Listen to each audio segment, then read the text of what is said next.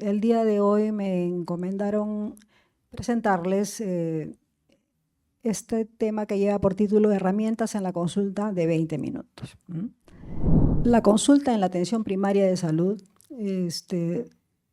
muchos que los que ya han hecho su SERUM y han trabajado hace tiempo en provincias, deben haber ya estado manejando las guías de prácticas clínicas para los trastornos más frecuentes en salud mental. Dentro de estas guías existen herramientas que facilitan esta labor y que con el transcurso de los años se han ido puliendo, de repente mejorando para poder mejorar o disminuir los tiempos de atención y poder dar una mayor capacidad de atención al centro donde laboramos, ¿no? Entre las herramientas que me encomendaron presentarles, tenemos acá 5. Como ustedes podrán ver, son derivados de las siglas del inglés, ¿no? Cuestionario de salud del paciente, ¿no? Patient Health Questionnaire. Trastorno de ansiedad generalizada, ¿no? Generalized Anxiety Disorder.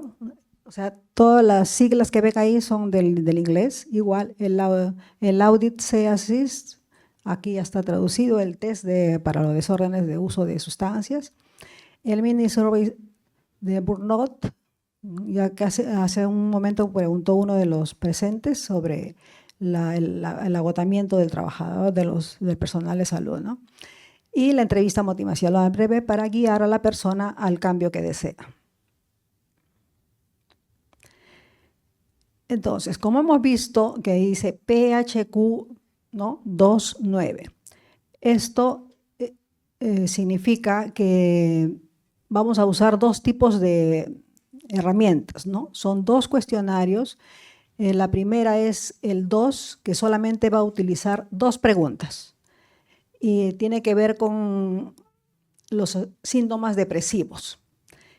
Por ejemplo, la primera pregunta dice si es que tiene poco interés en disfrutar haciendo las cosas, sobre todo las que disfrutaba antes.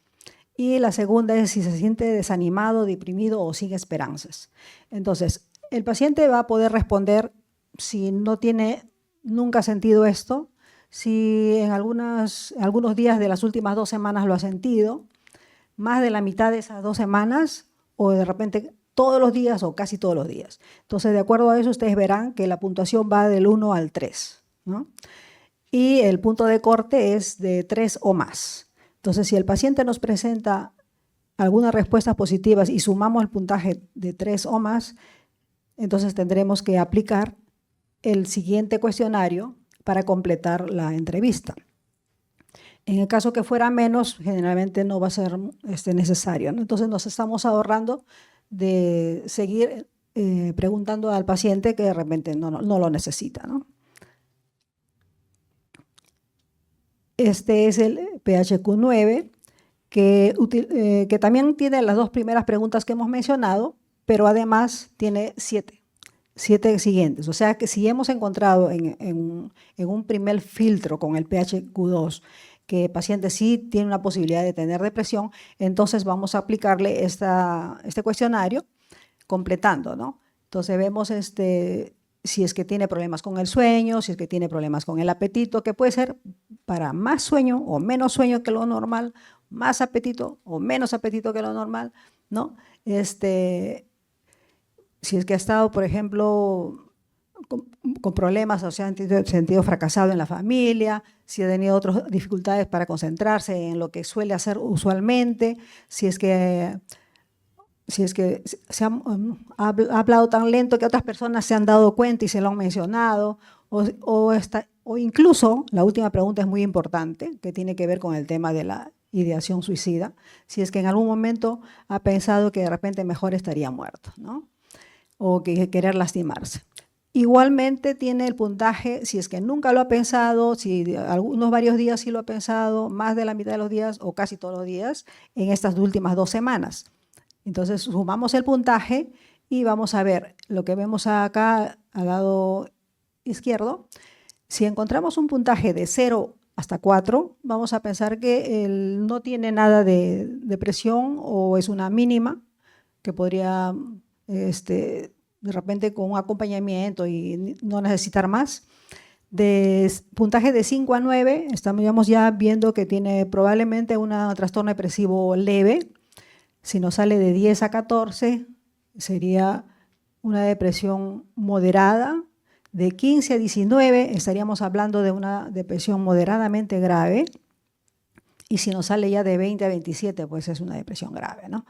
Y dependiendo del lugar donde estemos laborando, el nivel de complejidad que tiene, se podrá brindar atención en ese lugar, hospitalización en ese lugar o quizás referencia a un nivel de mayor complejidad, ¿no?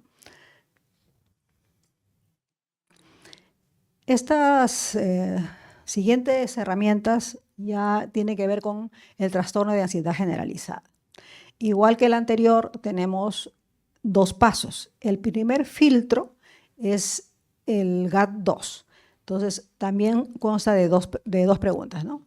Por ejemplo, si se ha sentido demasiado nervioso o ansioso con los nervios de punta, o si ha sido capaz, no ha sido capaz de parar o controlar, es una preocupación que puede tener, nos va a decir ningún día, varios días, más de la mitad de los días, casi todos los días, ¿no? En las últimas 2 semanas.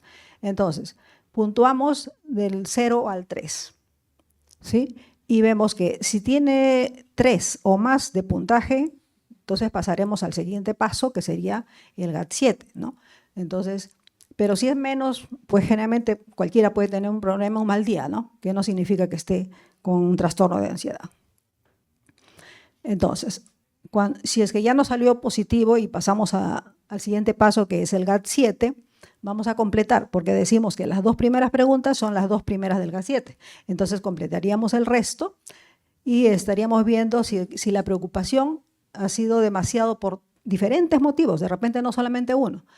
Si es que ha tenido mucha dificultad para relajarse, si se ha sentido demasiado inquieto y no ha podido quedarse tranquilo o quieto en algún lugar, si se ha mostrado últimamente irritable, por cualquier motivo se molesta, ¿no? Fácilmente, o ha tenido miedo de que algo terrible va a pasar, está a espera de que ya algo grave va a pasar. Entonces, igual puntuamos de ningún día, varios días, más de la mitad de los días o casi todos los días de las últimas 2 semanas y del 0 al 3. Igualito sumamos el puntaje, vemos que si nos sale de 0 a 4, vamos a decir que no tiene o es mínima. Si nos sale de 5 a 9, es leve, ¿no? Es una ansiedad leve. Si nos sale de 10 a 14, es una ansiedad ya moderada. Y si nos sale de 15 a 21, pues se trata de un trastorno de ansiedad severo, ¿no? Y también igual, de acuerdo a eso vamos a decidir, de acuerdo al nivel, ¿no?, donde nos encontremos trabajando, si va a recibir en ese mismo establecimiento o va a tener que ser referido, ¿no? Como les comentaba al comienzo, estas herramientas con el tiempo se han ido puliendo, mejorando para facilitar el trabajo, sobre todo en el primer nivel de atención.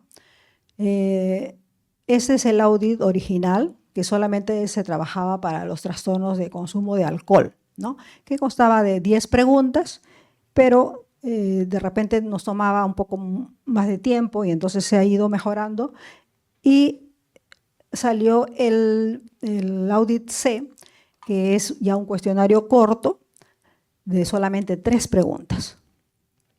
Ese es el que ahora se está usando, ¿no?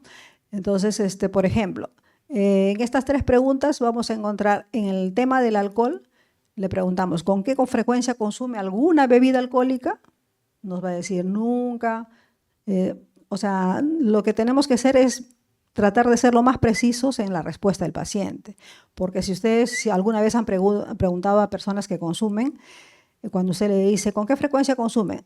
Y te dice, lo normal, ¿no? Lo que todos consumen. No, o sea, esa no es respuesta. Tenemos que decir cuánto. Entonces, por eso está guiada esta herramienta, ¿ya? Si es nunca, si es 2 a 3 veces a la semana, si es mensualmente o menos, si es 4 o más veces a la semana o de 2 a 4 veces, o sea, cuál sea la respuesta que él diga, tiene ahí al costadito el puntaje, ¿no?, en la herramienta, Igual cuántas bebidas, con qué frecuencia, etcétera, y van a ver ahí que la equivalencia, ¿no? A veces se puede decir, ¿no?, ¿de qué me está hablando cuando uno le dice cuántas bebidas alcohólicas? Entonces acá la equivalencia es 1.5 onzas de licor, por ejemplo, whisky, que es un trago corto, no concentrado, va a equivaler a 12 onzas de cerveza o a 5 onzas de vino. Y a eso, cualquiera de esos, vamos a llamar una bebida alcohólica. Y con eso sumamos, ¿no? Entonces, si nosotros sumamos en estas tres preguntas, qué puntaje obtuvo en cada una de ellas el paciente, vamos a ver, si es que nos sale de 4 o más, entonces estaremos diciendo que esta persona tiene riesgo, si es que es varón. Y si nos sale de 3 o más, si es que es mujer, también vamos a decir que tiene este riesgo y tenemos que ampliar la entrevista. Y tenemos el Audit C-Assist, ¿no? Esta prueba de detección ya incluye, porque antes se aplicaba solamente para el alcohol, pero como se ha visto que el consumo y las dependencias se han ampliado grandemente, entonces también se hace ahora para las otras sustancias, ¿no? Y bueno, me dijeron que tenía que ser algo bastante corto. Si ustedes quisieran toda la prueba, es bien grande, ¿no? Pero se las puedo mandar por correo. Pero como un ejemplo, para que vean que así como se preguntábamos solamente cosa por cosa del alcohol, se va a tener que preguntar también cosa por cosa de otras sustancias, ¿no? En esta primera pregunta, por ejemplo, dice, a lo largo de la vida, ¿cuál de las siguientes sustancias ha consumido alguna vez, ¿no? Entonces, obviamente sin que haya sido con receta, ¿no? Tal cual. Tenemos el tabaco, ¿sí o no? Otras bebidas alcohólicas, ¿sí o no? Cannabis, que es marihuana, el moca, la hierba, así que le llaman, ¿sí o no? La cocaína, crack, ¿no? Pasta, etcétera, ¿sí o no?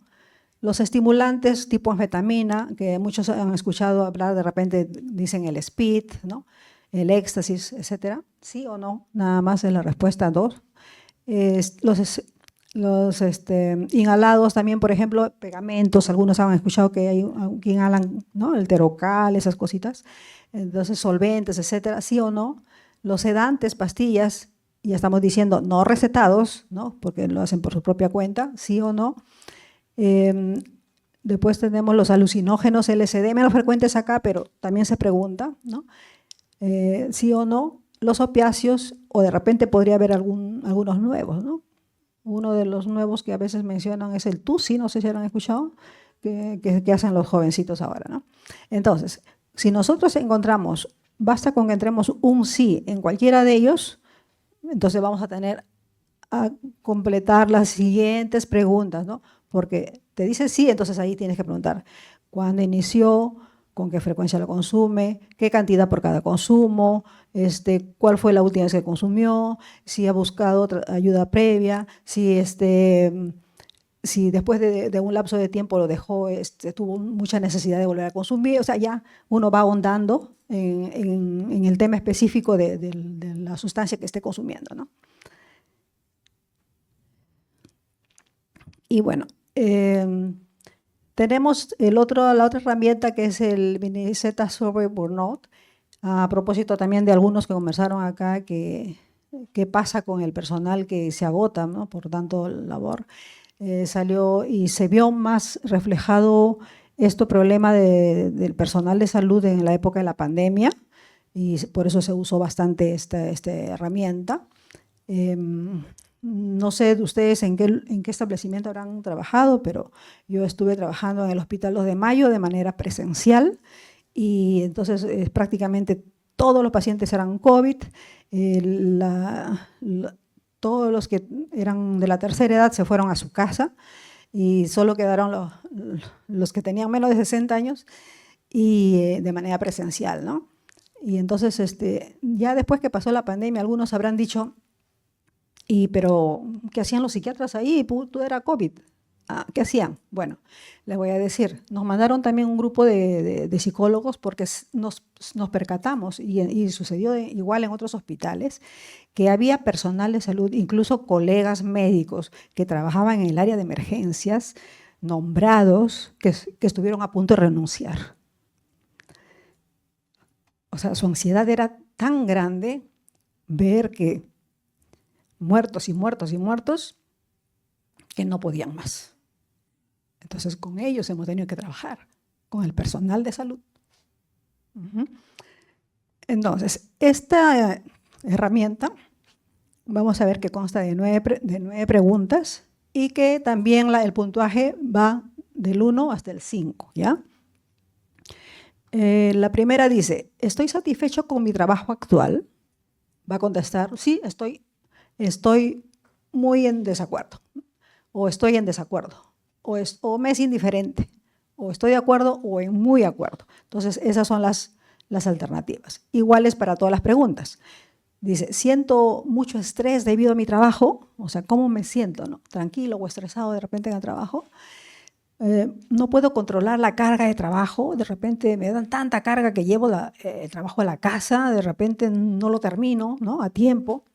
Me falta tiempo para completar mi trabajo, la atmósfera de mi trabajo es pesada, ¿no? O sea, estás terminando un trabajo y te llega otro y otro y otro, ¿no? Mis valores profesionales no están alineados con los de los líderes de mi lugar de trabajo. De repente yo pienso que debería trabajarse de una manera y los líderes piensan de otra manera diferente, y entonces ahí también se generan fricciones y problemas en el trabajo, ¿no? El grado de eficiencia de mi equipo de trabajo es bajo, según lo observo, según lo veo. La cantidad de tiempo que paso trabajando en casa es excesiva. Hay algunos que en unos trabajos te controlan el horario, ¿no? ¿A qué hora marcas el ingreso? ¿A qué hora marcas la salida? Y no te preguntan ni se preguntan cuánto trabajo llevas a la casa. Porque hay gente que en la casa están terminando el trabajo que debían haber terminado en el lugar de trabajo, ¿no? Mi jornada laboral es frustrante, ¿no? Eso también. Entonces, cada respuesta que demos acá va a tener un puntaje, y vemos acá a la izquierda, ¿no? Si nos sale de 0 a 18 de puntaje, vamos a decir que es ese agotamiento, ese burnout, ¿no? Es bajo. Si tenemos de 19 a 26, es un grado moderado. Y si tuviéramos de 26 o más, ya es extremo, ¿no? Entonces necesitamos urgente una atención.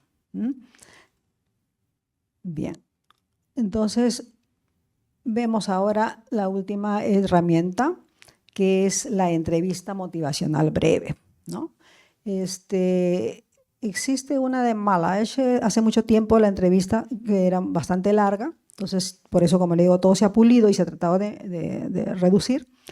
Existe esto. Es una técnica de entrevista que nos ayuda a motivar a las personas para realizar el cambio que se proponen y que aún no lo han conseguido, ¿no? O sea, no es algo que tenemos que imponer, es algo que tenemos que esperar que salga del paciente, ¿no? Porque nosotros lo que hacemos en una persona que consume, por ejemplo, lo que hacemos en la primera entrevista es una psicoeducación.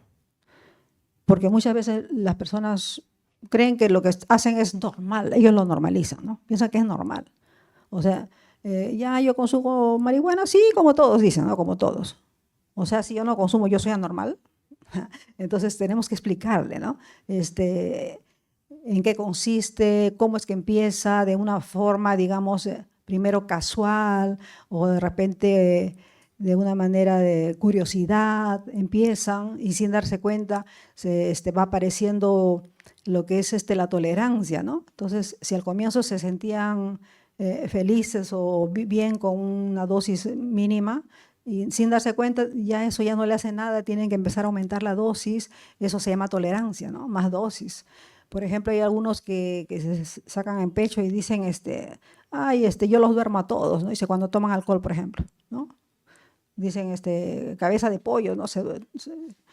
Pero qué cosa estamos viendo los que sabemos de adicciones, o sea, esta persona ya tiene tolerancia, pues. O sea, necesita grandes dosis del alcohol para que recién le haga efecto. Entonces, y luego aparece ya la abstinencia, ¿no? Es cuando ya deja un tiempito de consumir, aparece la ansiedad, la desesperación por ir a consumir aquello al cual se ha hecho dependiente, ¿no? Y, pues cuando uno le hace la psicoeducación, a veces ellos te dicen, no, no, yo lo dejo cuando quiero, ¿no? Entonces están en un periodo precontemplativo, ¿no? O sea, para ellos no existe el problema, ¿no? Entonces ahí es cuando, conforme le vas explicando cómo funciona esto, pues ponerle algunos pequeños retos, ¿no? Por ejemplo, si usted de acá a 6 meses de verdad no consume nada, nada, nada, pero a su conciencia, porque usted es el solito, se va a engañar si a mí me miente, entonces yo le puedo creer que de repente usted lo maneja. Pero ya vemos que no lo logra y cuando ve que fracasa una y otra vez, recién empieza a aceptar de que sí tiene una dependencia. Y recién es cuando dice sí, quisiera hacer algo para cambiar, ¿no? Y sobre todo cuando genera esa dependencia problemas en la familia, que generalmente sí ocurre, ¿no? Y bueno, entonces, pero tiene que salir el querer cambiar del paciente, no nosotros. Por eso que no funciona aquellos que van a unos centros donde los encierran nada más y ni siquiera hay profesionales de la salud y están un tiempo en abstinencia, han padecido una ansiedad intensa que con el tiempo más o menos ha menguado, pero ni bien salen, nuevamente vuelven a lo mismo, ¿no? No ha habido un tratamiento, ¿ya? Entonces tenemos principios claves, pasos o fases en esta entrevista motivacional. El primero es la colaboración y guía. O sea, nosotros los guiamos, compartimos con ellos, nos vinculamos, creamos un vínculo de paciente-terapeuta, ¿no? Para poder trazar metas, etc. Foco en la ambivalencia, enfocar.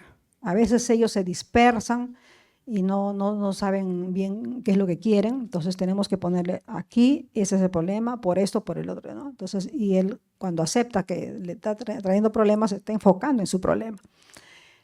Evocación del discurso de cambio de evocar.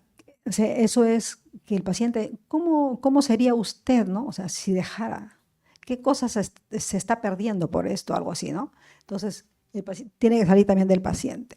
La empatía, la alianza y el planificar. Entonces ya con él mismo hacemos un plan de cómo va a ser, etc. Y tiene que saber desde un comienzo de que va a haber recaídas, es normal, porque si no lo sabe se va a deprimir en la primera recaída, ¿no? Tiene que saber, el proceso no es fácil. Yo digo siempre que los especialistas en adicciones tienen que tener una alta capacidad de tolerancia a la frustración, porque va a haber muchas recaídas en sus pacientes antes de que alguno salga, ¿no? Entonces, algunos ejemplos de preguntas en la entrevista motivacional breve. Tenemos, ¿qué disfrutas hacer y no estás haciendo por este tema del consumo? Hay muchos que dicen, bueno, yo de joven quería viajar por todo el mundo, que no sé cuánto. Y bueno, ¿y cuántas plata se ha ido en el consumo? Quizás si no lo hubiera hecho, hubiera podido lograr lo que quería, ¿no? ¿Cómo te gustaría que fueran las cosas en el futuro? Bueno, ya viste cómo es ahorita en el presente, pero podía cambiar, ¿no? Y en el futuro, ¿cómo lo ves? ¿Qué puedes hacer? ¿Qué puedes lograr? Entonces, el paciente mismo te va diciendo, ¿no? ¿Qué te preocupa de tu situación actual también? ¿Le preocupa el trabajo? ¿Le preocupa la esposa o el esposo? ¿O la familia? ¿O sus hijos? ¿Qué sé yo? ¿Qué le preocupa? Porque es esa preocupación que él tiene, si ve que puede solucionarlo dejando de consumir, va a ser un motivo también para lograrlo, ¿no? ¿Qué confianza tienes en que puedes hacer este cambio? Ahí ya va la parte un poquito del reto, ¿no? O sea, ¿te crees capaz? ¿Cuánto capaz? Vamos a hacer. Entonces, y cuando ocurren a veces las recaídas o los deslices, decimos cuando revuelven nuevamente la abstinencia, decimos, mira, ha durado tanto, la segunda vez duró menos que la primera, o mejor dicho, fue mejor, o sea, más larga abstinencia, ¿no? En todo caso. Y entonces se van dando cuenta que sí, son capaces de lograrlo, ¿no? Y bueno, como conclusión o corolario de estas herramientas presentadas, es que la detección y evaluación de algunos trastornos psiquiátricos son posibles realizarlos mediante el uso de estas, ¿ya? En la atención primaria de salud. Nosotros ya, la colega anterior lo mencionó, el Ministerio de Salud siempre dice, ¿no? Atención integral de salud. Es lo que yo digo a veces a los alumnos en el hospital, ¿no? Cuando dicen, yo voy a ser endocrinólogo o yo voy a ser cirujano, lo que sea. Yo le digo, sí, está bien, especialízate, pero nunca te olvides que antes que todo has sido médico y tienes que ver holísticamente a tus pacientes, ¿no? O sea, un paciente va con digamos, un malestar general y dice, no, yo soy dermatólogo, no, yo solamente veo la piel, no, tiene atención integral de salud, se llama eso, ver al paciente de manera completa, ¿ya? El uso de estas herramientas ayudan a reducir el tiempo de las consultas y a decidir si las intervenciones se harán a nivel local o requerirán referencias a un nivel de mayor complejidad, ¿no? ¿Por qué reducen el tiempo? Pues ustedes dirán, pero por ejemplo el ASIS es bien largo, o sea, nos va a quitar un montón de tiempo, ¿no? En realidad no, porque muchas de estas herramientas bien explicadas pueden ser autoadministradas. Entonces lo hacemos en un grupo grande de personas y por ejemplo pasan el primer filtro y de ahí nomás ya sabemos quiénes ya pueden irse a su casa tranquilos y quiénes van a pasar la consulta, ¿no? Y entonces ya tenemos cierto grado de positividad en el trastorno que estamos buscando. Entonces, cuando ya pase el paciente la consulta, hay preguntas que ya no le vamos a hacer porque ya está en la herramienta. Entonces va a ser mucho más rápido la atención, la productividad va a mejorar sin disminuir la calidad de la atención, ¿ya? De eso se trata el uso de estas herramientas. Bueno, gracias.